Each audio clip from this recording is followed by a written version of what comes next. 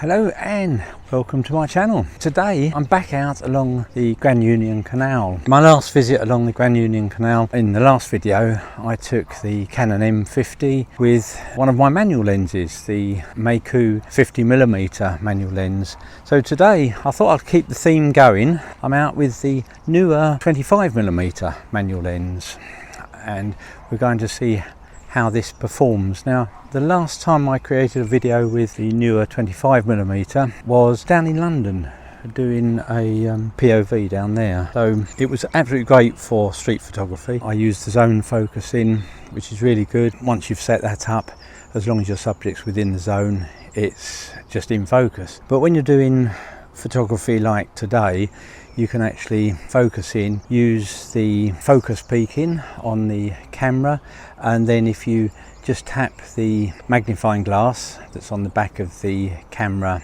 on the screen, then what you can do is zoom in, then I put it to my eye and just do some final focusing on the bit that I want focused.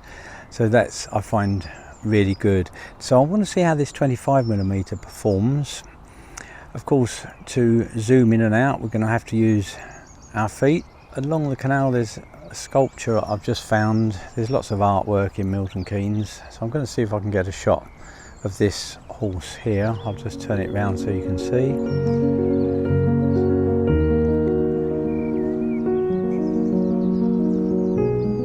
So I'm not sure the angle I'm going to take yet. I'm just going to have a walk around and find the best position for this particular shot. So I'll catch up with you in a moment once I've found the composition. Okay, so for this composition, what I'm going to do is just show you what the difference between let's say a 1.8 aperture is, focusing on the horse's head, and then we'll take it through to about 5.6 and see what that does. Now, I find 5.6 is a nice sweet point for me when I'm out doing photography, especially street photography with a manual lens. But we'll see what this does. So I'm going to just focus in, and then we'll focus. The problem I find with this is my thumb is a little bit big to hit that magnifying glass. There we go. So I'm focused on the head.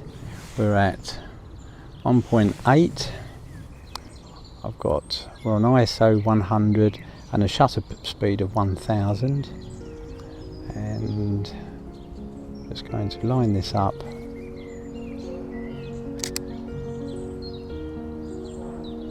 And just take one more. Okay, so they are shots at 1.8. Now we'll change this to 5.6. In fact, let's go to 8.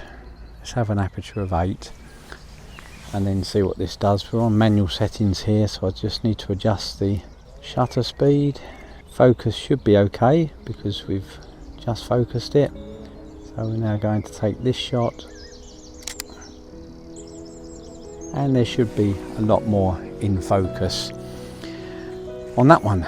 So I'll put them up on the screen as usual and hopefully they come out okay.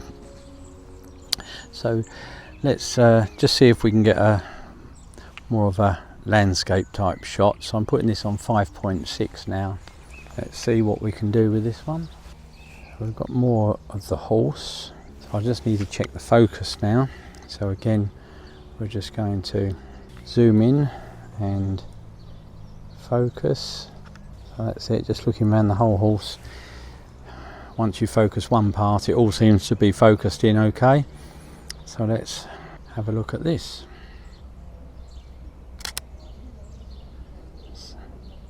So that's nice. We're on 1/250th of a second. Our aperture, let's just have a check. We're on about 5.6, and hopefully we've got the whole horse in there. We'll do one more.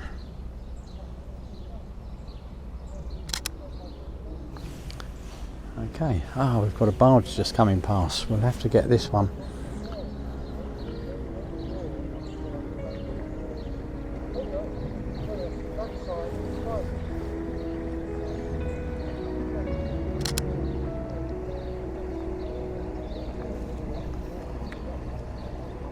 Okay, we'll move on from here and see what else we can find. Hopefully they come out okay. Yeah, so, you know, do you need a manual lens?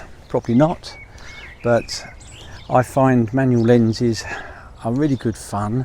They also get you to know your camera a bit more because it forces you to think about a lot more. And I suppose you could do the same by just putting everything into manual on a normal lens. Now the glass is probably not going to be as good as some of the more expensive ones, but this cost me about £66, something like that, and I just find it is really good fun. And just out of interest, I explained on the last video what Maku means, which was something like beautiful technology. Well, apparently Neewer has no meaning in Chinese whatsoever. Apparently the Chinese sometimes name things to give them a bit of a European or English sort of feel to it, to make the Chinese think that it's a lens that's come from here, maybe. Maybe it gives it a bit more value, I don't know. But anyway, they're good fun. So we're just going to see what we can find. There's an old barge just across from me here. It's a bit windy, so the reflections are not brilliant, but I'm going to see if there's a shot we can get going back towards the barge. Let's show you. Okay, so I'm going to take a shot back towards this barge, which is just over this side. Obviously we're at 25mm, so we can't zoom in. We have to do that with our feet, but I can't really get any closer. We've got lots of bramble and then the actual canal itself. So we're just going to take this shot and see how it comes out. So we're going to take one in the upper third, so we cut the sky out. So we've got lots of foreground there, so we're going to just see what it's like bringing the sky into it.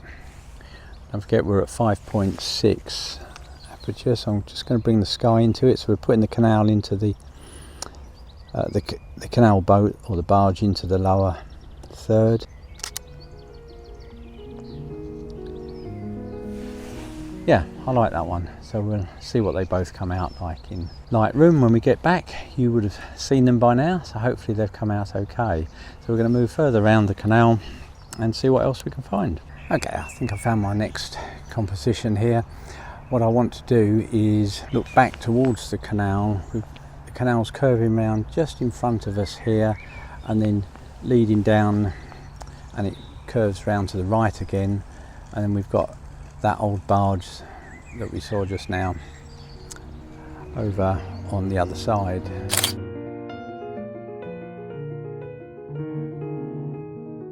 Okay, so I've walked a bit further along and I've come across a bridge. Now I don't really want to take a photo of the bridge because it's a Milton Keynes concrete bridge.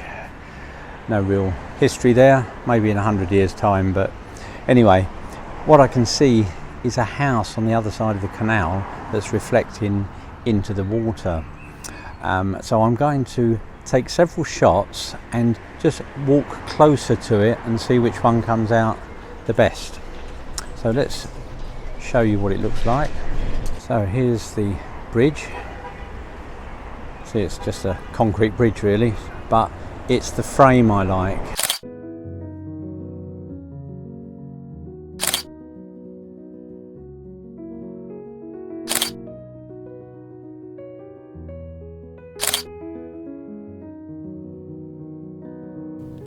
Okay, I think it's time to finish there as it's absolutely chucking it down with rain.